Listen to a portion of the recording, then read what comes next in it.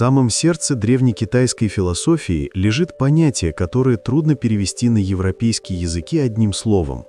Дао — это и путь, и метод, и порядок вещей, и сама суть бытия.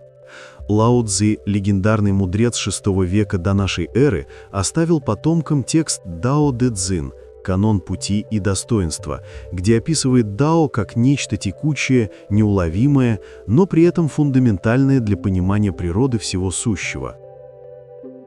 Глава 1. Дао как естественный поток. Философия непринуждения. Дао, которое может быть выражено словами, не есть постоянное дао. Так начинается этот удивительный трактат. Уже в первых строках заложен парадокс, истина ускользает от попыток ее определить. Но если отбросить стремление к точным дефинициям и обратиться к образам, дао раскрывается совершенно естественно. Представьте горную реку. Вода течет вниз не потому, что прилагает усилия, а потому что такова ее природа. Встречая на пути камень, она не пытается его сдвинуть или разбить, она обтекает препятствия, находя путь наименьшего сопротивления. Со временем, однако, именно вода точит камень, превращая его в гладкую гальку. Это и есть принцип У-Вэй – деяние через недеяние, действие без насилия над естественным ходом вещей. Лао Цзи говорил: «Высшее добро подобно воде. Вода приносит пользу всем существам, она занимает места, которых люди избегают, и потому близка к дао».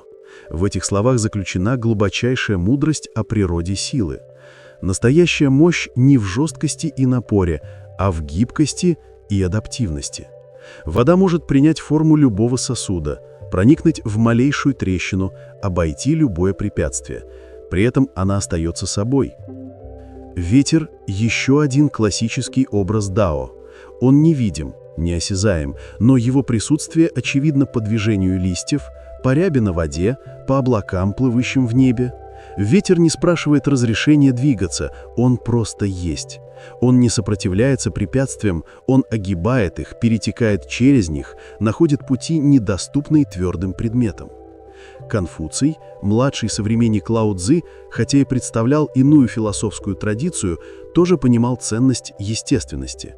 Благородный муж согласен с другими, но не следует за ними. Малый человек следует за другими, но не согласен с ними. Здесь звучит призыв к внутренней гармонии при внешней адаптивности, быть гибким в формах, но верным своей природе. Принцип непринуждения не означает пассивности или безразличия. Это тонкое искусство развлечения, где нужно действовать, а где позволит событиям разворачиваться самим. Дао учит не бороться с течением реки жизни, а научиться в ней плыть. Когда человек пытается форсировать события, идти против естественного хода вещей, он создает напряжение, как пловец, который борется с течением и тратит все силы впустую. Когда же он принимает поток и использует его энергию, движение становится легким и естественным. Жесткое и твердое – слуги смерти, мягкое и слабое – слуги жизни, напоминает Лао Цзи. Дерево с жесткими ветвями ломается под тяжестью снега, гибкий бамбук сгибается, но не ломается. Это не слабость, это мудрость приспособления, это понимание того, что сопротивление часто усиливает то, чему мы сопротивляемся. В современном мире, где ценится контроль, планирование и достижение цели любой ценой, философия дао звучит почти революционно. Она предлагает иной путь – не насиловать реальность своей волей, а танцевать с ней, находя гармонию между намерением и принятием, между действием и позволением. Глава 2. Принятие потока. Психологические механизмы работы с тревогой. Когда древние даосские мудрецы говорили о следовании естественному потоку, они интуитивно понимали то, что современная психология формулирует научным языком. Сопротивление неизбежному – главный источник человеческого страдания. Тревога, этот бич современного человека, часто возникает не из самих событий, а из нашего отношения к ним, из попыток контролировать неконтролируемое. Психологический механизм тревоги можно описать через метафору, которую прекрасно иллюстрирует даосский принцип. Представьте, что человек стоит в реке. Когда он пытается остановить поток, вцепившись в камень и сопротивляясь течению, напряжение нарастает, мышцы устают, страх усиливается. Что, если я не удержусь? Что, если меня унесет? Чем сильнее сопротивление, тем больше страх. Но стоит отпустить камень и позволить реке нести себя, как тревога отступает. Течение остается тем же самым, но отношение к нему меняется все. Лао Цзы писал: «Тот, кто стоит на цыпочках, не может стоять долго. Тот, кто делает широкие шаги, не может идти далеко». В этих словах предостережение против избыточного напряжения, против попыток быть больше себя. Современная психология называет это тревожной гиперкомпенсацией, когда человек пытается контролировать все и вся, предвидеть каждую угрозу, подготовиться к любому исходу. Результат – хроническое напряжение, истощение и, парадоксально, еще большая уязвимость. Принятие, о котором говорит даосизм, это не пассивная капитуляция перед обстоятельствами. Это активное признание реальности такой, какая она есть. В современной когнитивно-поведенческой терапии есть понятие радикального принятия, умение признать факт без оценочного суждения, без «должно быть иначе». Когда человек перестает бороться с реальностью на ментальном уровне, у него высвобождается энергия для конструктивных действий. Чжуанцзы, великий даосский философ IV века до нашей эры, рассказывал притчу о мяснике, который разделывал туши быков. Его нож оставался острым годами, потому что он никогда не рубил кости, он находил естественные промежутки между ними и вел лезвие без усилий. «Там, где есть промежуток, есть место для ножа», — объяснял мясник. Это метафора даосского подхода к жизни — искать естественные решения, а не пробиваться через препятствия лобовой атакой. Психологическая работа с тревогой через принятие начинается с наблюдения. Вместо того, чтобы бороться с тревожными мыслями, я не должен так думать. Это глупо бояться. Человек учится наблюдать их как облако, плывущее по небу сознания. Облако появляется, проплывает, исчезает, и небо остается небом. Мысли приходят, существуют какое-то время, уходят, и сознание остается невредимым. Это практика, которую в современной психологии называют mindfulness – осознанное присутствие, но ее корни уходят в древние даосские и буддийские практики созерцания. Лао Цзы говорил: «В покое не спеши, в действии не медли». Это о том, чтобы быть полностью в настоящем моменте, не убегая в тревожные фантазии о будущем и не застревая в сожалениях о прошлом. Минимизация сопротивления изменениям – еще один ключевой аспект даосского подхода к психологическому благополучию. Чжуанцзы писал: «Жизнь человека между небом и землей подобна белому коню, промелькнувшему в щели в стене. Все изменчиво, все приходящее. Когда человек принимает изменчивость как фундаментальный закон бытия, он перестает цепляться за статус-кво и учится плыть в потоке трансформаций». Интересно, что современные исследования подтверждают эффективность такого подхода. Люди, практикующие принятие и наблюдение вместо борьбы с тревогой, демонстрируют снижение уровня кортизола, гормона стресса, улучшение эмоциональной регуляции и повышение общей удовлетворенности жизнью. Древняя мудрость находит подтверждение в нейробиологии. Мозг человека, практикующего недеяние, работает более гармонично, чем мозг того, кто все время находится в режиме борьбы или бегства. Глава 3. От философии к практике. Древние образы и современные техники. Переход от философских абстракций к конкретным практикам – естественный шаг для любого учения, стремящегося не просто объяснить мир, но помочь человеку жить в нем лучше. Даосизм никогда не был чисто умозрительной системой. Он всегда включал практические методы культивации ци, жизненной энергии, медитации, дыхательных упражнений. Сегодня эти древние техники находят новое применение в контексте современной психотерапии и управления стрессом. Начнем с визуальных аналогий, которые даосизм предлагает для понимания правильного отношения к жизни. Поток воды, о котором мы уже говорили, это не просто метафора, но и объект медитативного созерцания. В даосских практиках существует упражнение наблюдения за текущей водой. Практикующий сидит у ручья или реки и просто наблюдает за движением воды, не пытаясь анализировать или интерпретировать.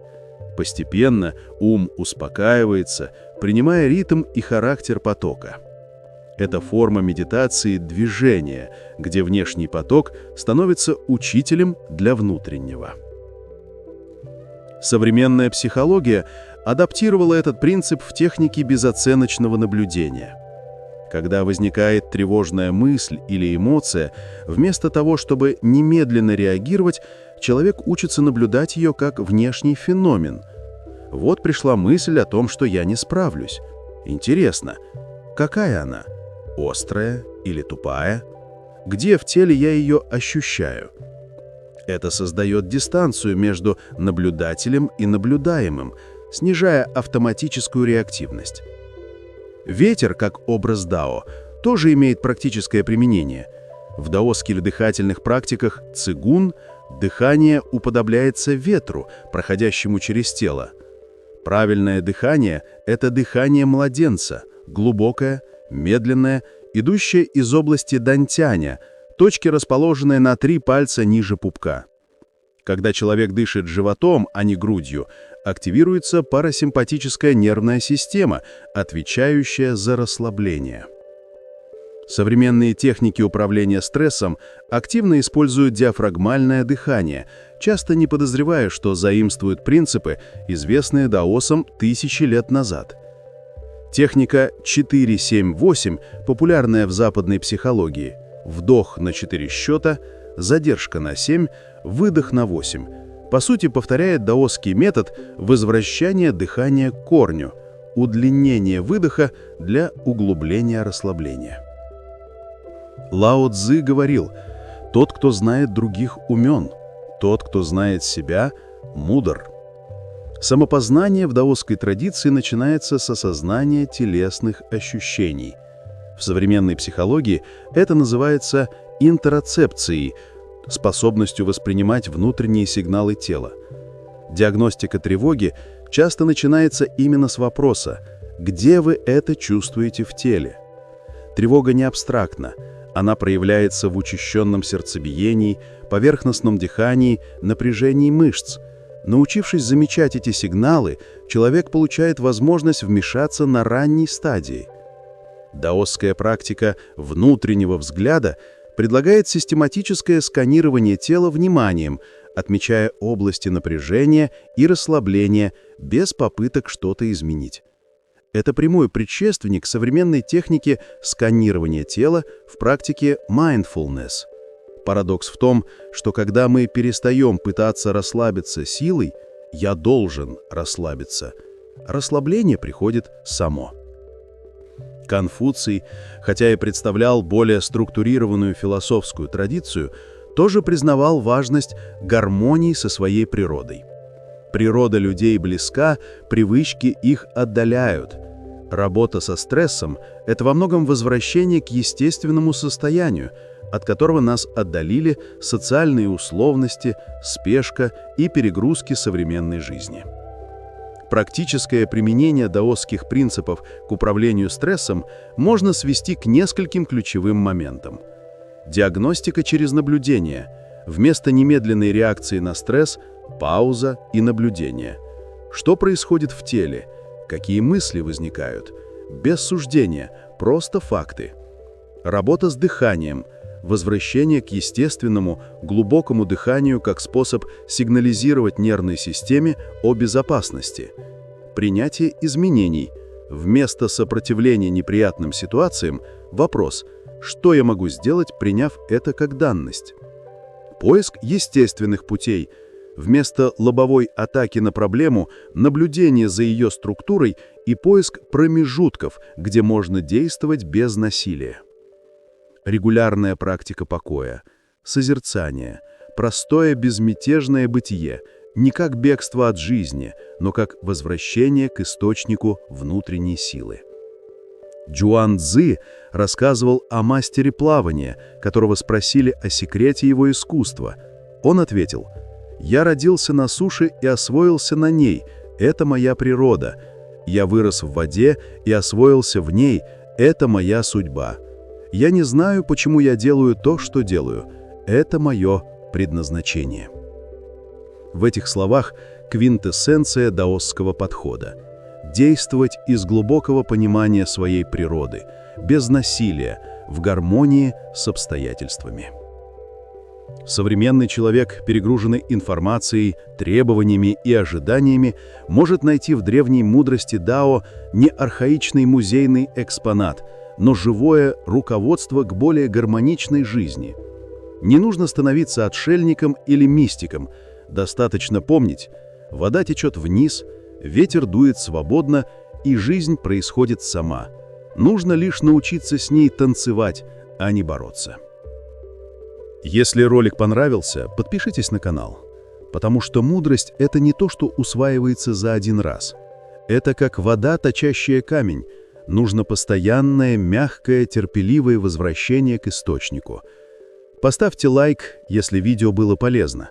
В мире, где алгоритмы управляют потоками информации, ваш выбор — это тоже форма увэй, действие без насилия, которое, тем не менее, меняет реальность. Мы продолжим исследовать мудрость древних не как музейные артефакты, но как живые инструменты для современной жизни. Дао говорит: путешествие в 1000 ли начинается с одного шага. Ваш шаг — это подписка.